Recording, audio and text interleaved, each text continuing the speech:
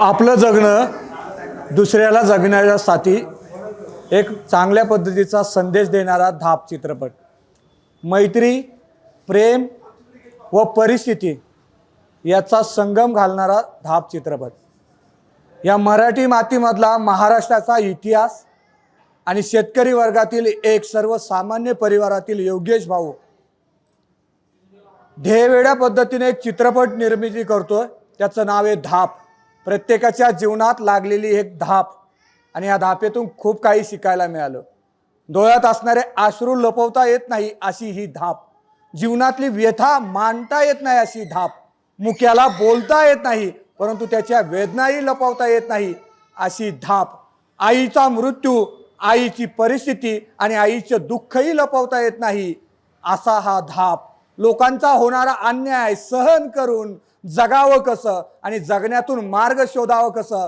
जो दुसऱ्यासाठी जगतो तो आयुष्यामध्ये कधीही अयशस्वी होत नाही, हे हा संदेश देणारा धाप.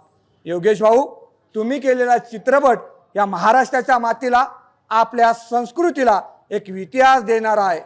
नक्कीच फक्त हा जुन्नरपुरता मर्यादित न राहता महाराष्ट्राच्या मातीमध्येच नव्हे तर संपूर्ण देशामध्ये या चित्रपटाचा बोलबाला चालला पाहिजे. यासाठी कुणीतरी धावून आला पाहिजे या इठूच्या मदतीला. एक दानशूर व्यक्तिमत्व, कारण की ह्या इठूला गरज आहे देशामध्ये चमकण्याची, देशामध्ये त्याचं नेतृत्व निर्माण करायचे, देशामध्ये त्याची कला सादर करण्याची. कारण की असा कलाकार योगेश भाऊ आहे.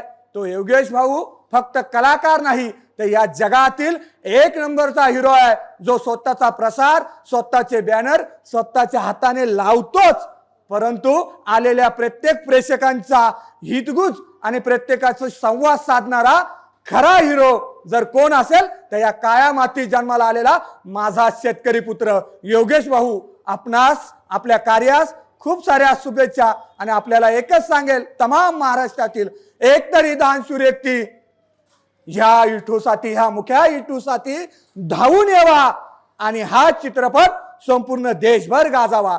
जय शिवराय, जय महाराष्ट्र.